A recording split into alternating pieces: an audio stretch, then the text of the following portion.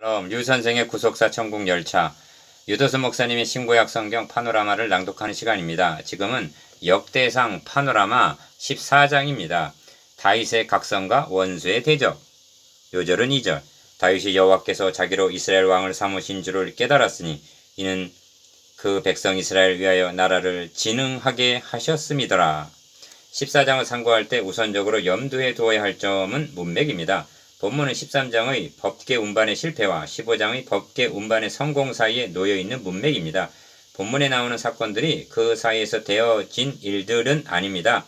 예를 들어 다윗이 예루살렘에서 13명의 아들들을 낳았다 말씀하는데 그 일이 석 달 동안에 되어진 일은 아니라는 말씀입니다.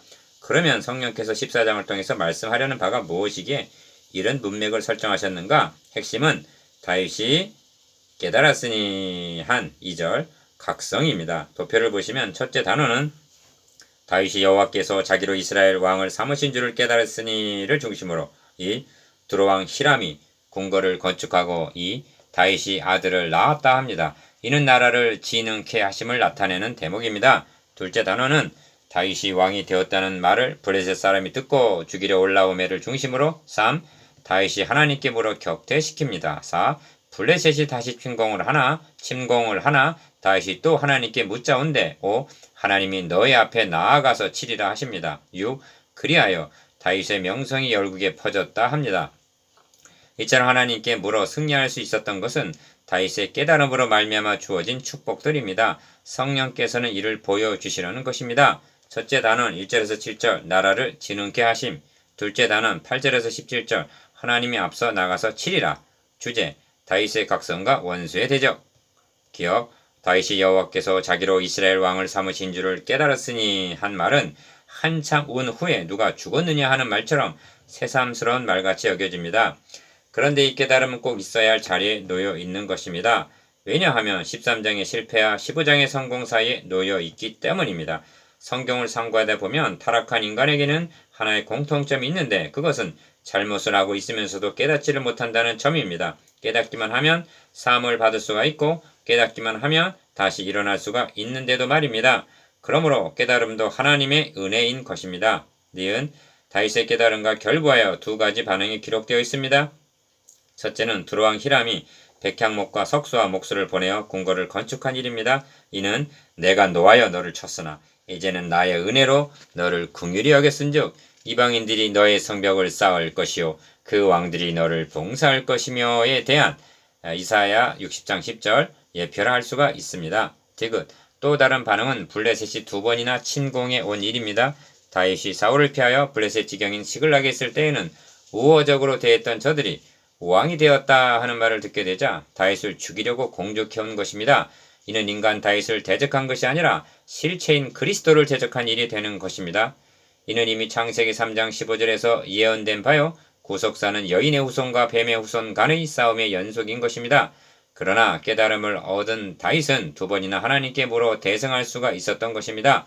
중요한 것은 각성입니다. 그래서 주님께서도 시험에 들지 않도록 깨어 기도하라 하신 것입니다. 첫째 단어는 1절에서 7절 나라를 진흥케 하심. 1. 두로왕 히람이 다윗에게 사자들과 백향목과 석수와 목수를 보내어 그 궁궐을 건축하게 하였더라 합니다. 1절 기억 이 시점에서 이방의 왕 히람이 궁궐을 건축한 이야기를 하는 의도가 무엇인가? 이를 문맥적으로 볼 때 궤를 옮겨 다윗성 자기에게 메어드리지 못하고 한 13장의 잘못과 결부되는 것이 아니라 14장의 깨달음과 결부가 되는 것입니다. 니은 다윗의 깨달음은 크게 두 방면으로 나타나는데 첫째는 다윗이 여호와께서 자기로 이스라엘 왕을 삼으신 줄을 깨달았으니 한 2절 상반절 자기 정체성에 대한 깨달음입니다. 다윗이 누군가? 내가 너를 목장 곧 양을 따르는 데서 취하여 내 백성 이스라엘의 주관자를 삼고 한 목동입니다. 사무엘하 7장 8절 목동을 왕위에 세우시다니 나의 나된 것은 하나님의 은혜로라 하는 깨달음을 얻게 된 것입니다. 고린도전서 15장 10절 디귿 13장에는 여호와의 진노와 충돌이 있으나 10절 11절 14장에는 하나님이 너희 앞서 나가서 블레셋 사람의 군대를 치리라 하시는 15절 긍휼이 있습니다.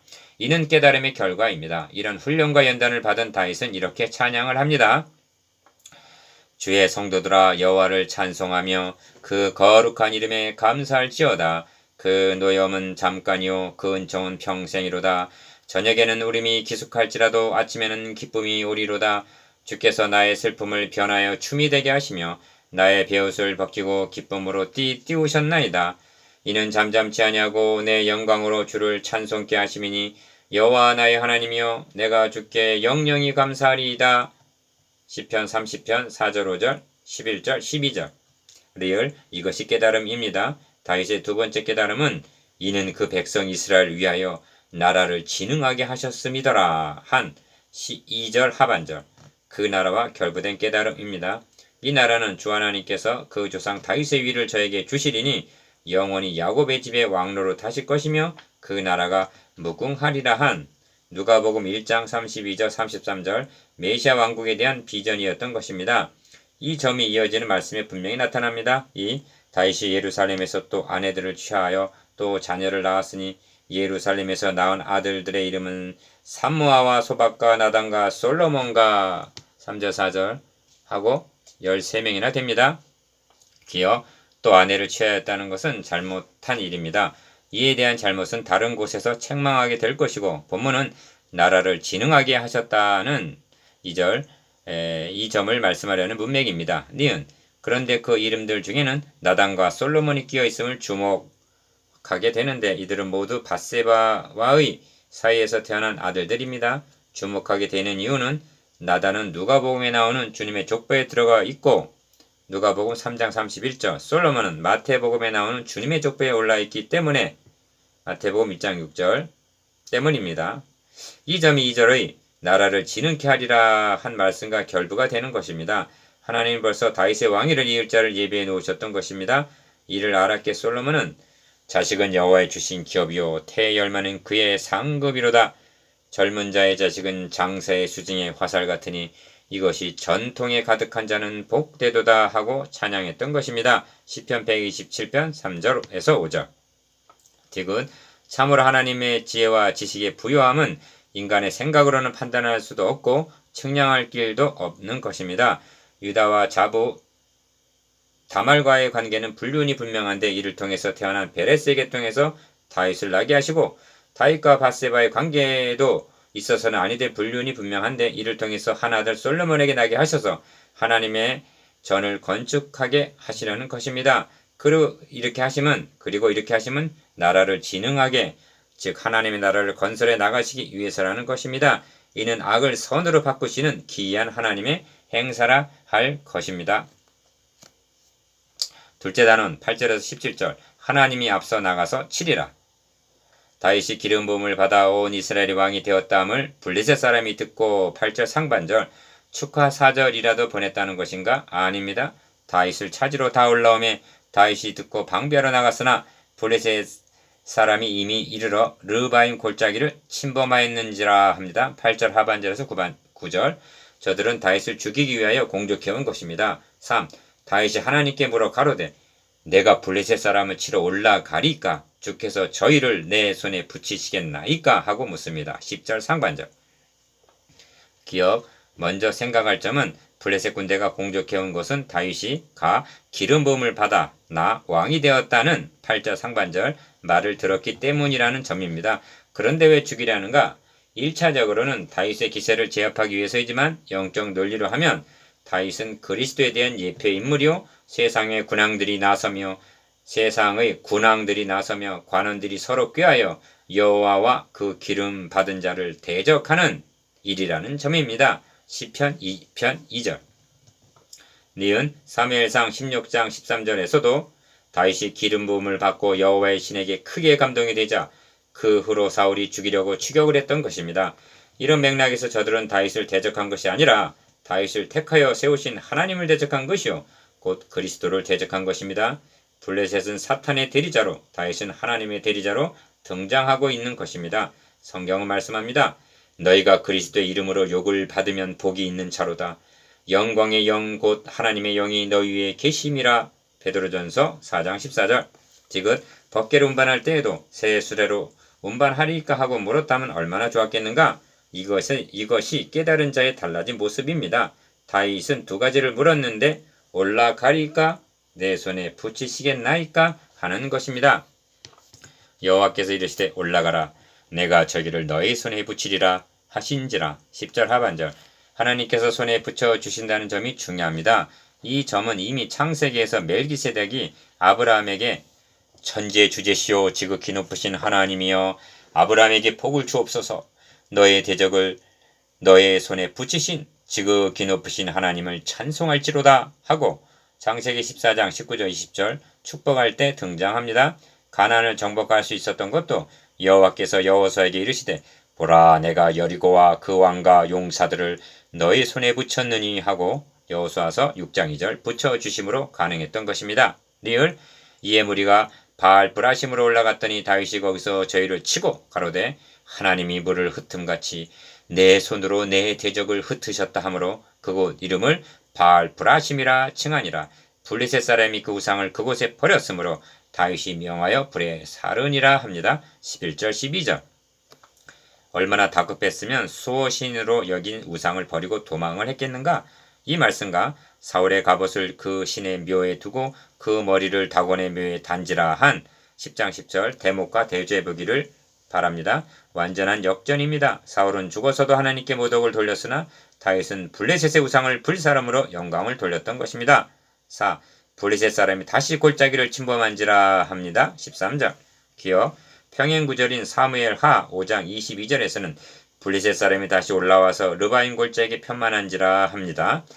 패퇴했던 대적이 재차 침공해 왔다면 병력을 증강했기 때문일 것입니다. 그래서 편만하다 하는 것입니다.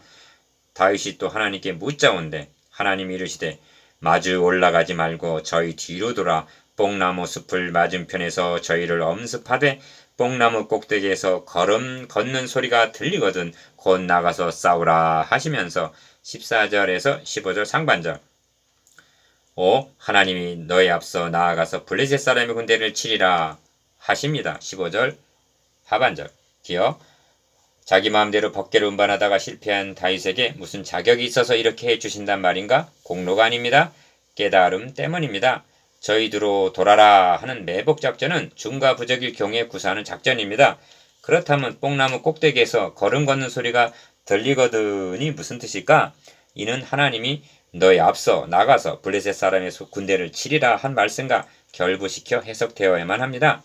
걸음 걷는 소리란 하나님이 앞서 나아가신다는 신호였던 것입니다.